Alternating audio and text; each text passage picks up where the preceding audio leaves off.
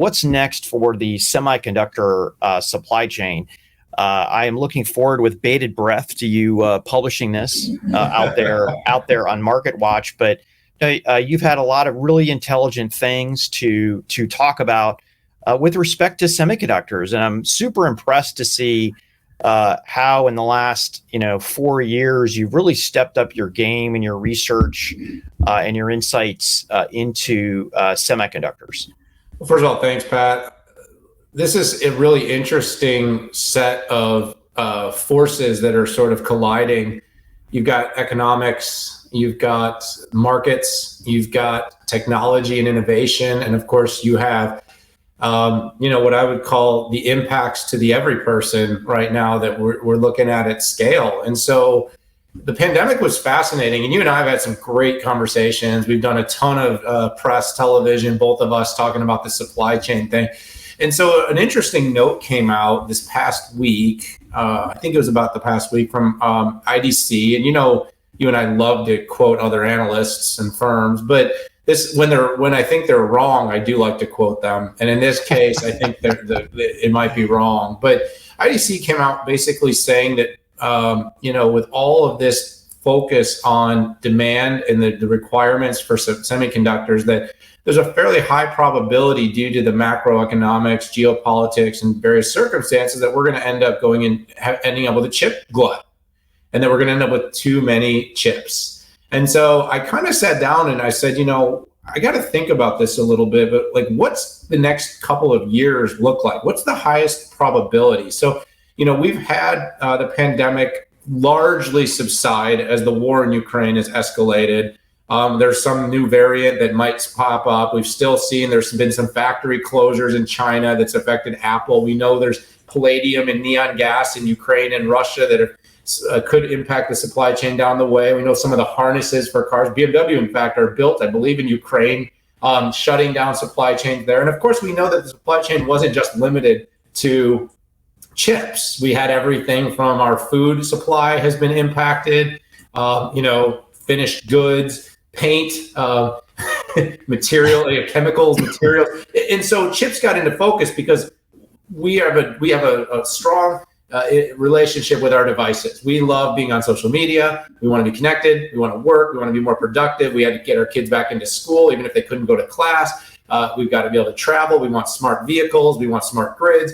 All these things, the cloud, all these things that are happening. So long and short, Pat, is I'm going to have to point everyone to the op-ed because this is going to be this could be like a 25-minute, diatribe. But what I kind of want to come down to is what are the two most likely scenarios? So I'm going to just kind of, in short, say one.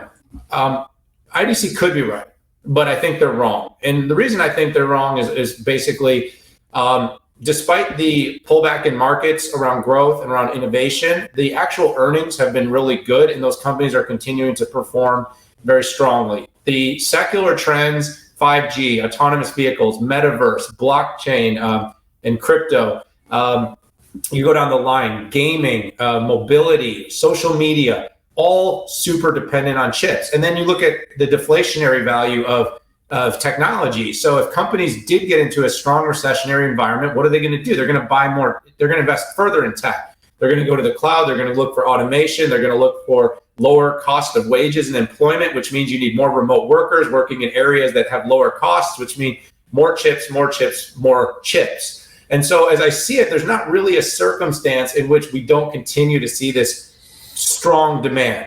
The weakness, or Pat, the one risk I do see is this: if the market goes into a deep enough recession and the war lasts for a long enough period of time, and we do see a big enough pull-out back, the discretionary spending that jettisoned PCs, Pat, over the last couple of years, PCs, gaming, somewhat devices, people being able to upgrade on the cycles with stimulus checks and free money in the market that only went up, could get pulled back a little bit for a period of time. But as I see it, is if the market pulls back too much, we end up in a stagflation state, which ends up pushing our government and our policymakers, which love to give stimulus, to put out more stimulus, to invest more in technology, more in semiconductor fabs.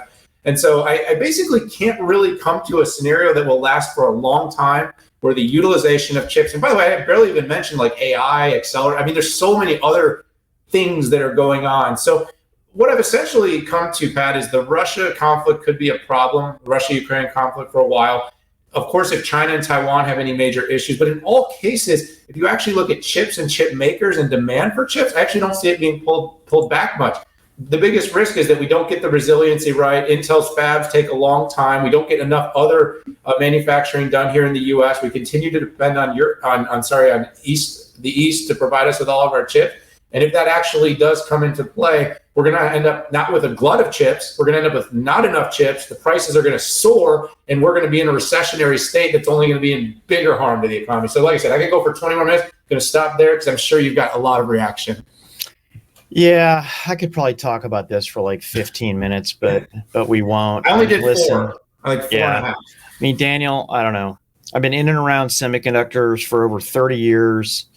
I've had relationships with IDC. I used to buy their research. I think they're really good at their numbers, looking in the rear view mirror. I mean, if you want to know how many rack mount servers were sold in Malaysia in the third quarter, I think they're pretty good. But looking forward is tough. And the farther you go out, you and I do long-term forecasts, and the longer you go out, the higher the chances of being wrong. The other thing I want to point out about semiconductor forecasts is, depending on whether done by the units or they're done by the revenue. If you're doing by the revenue, there's so much money in memory. You can just look at memory and storage, and that can throw off that. It could be hot in memory and storage and horrible in CPUs. It could be vice versa. So that's what I always recommend people to do the double click on. I think you said 2023, we were going to be in an oversupply situation. Well, I didn't say that. They said it. Oh, okay. Yeah, no, I find that highly unlikely for a couple of reasons. But I do understand where they're coming from, in that a lot of the memory and storage folks are putting a lot of capacity online.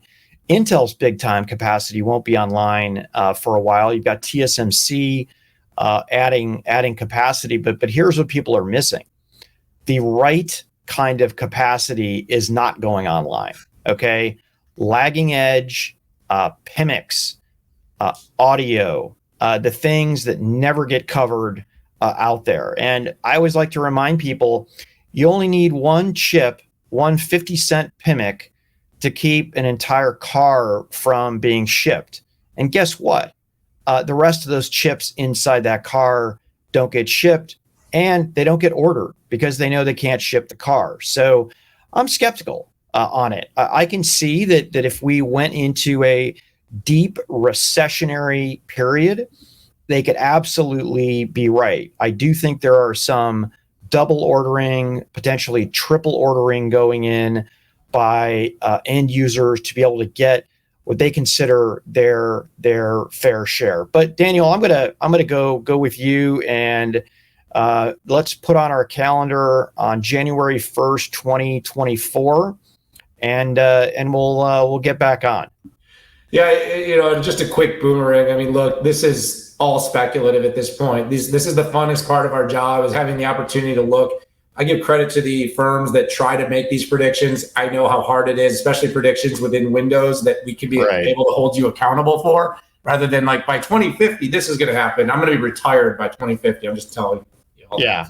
But this is really tricky. I mean, it really is tricky. And you made some great points about the lagging edge, which I didn't really dig into very much, Pat, but we saw that was one of the biggest problems that still remains. I mean, these parking lots full of F-150s that can't get the right radio part in them because they're missing, like you said, 150-cent chip.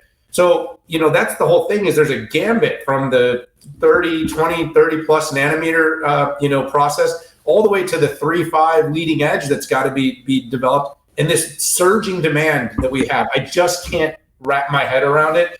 It's always possible. Sometimes that's when you're at most at risk, is when you can't wrap your head around it. I've seen it, but I don't know, Pat. I think we follow this pretty close. We probably got this right.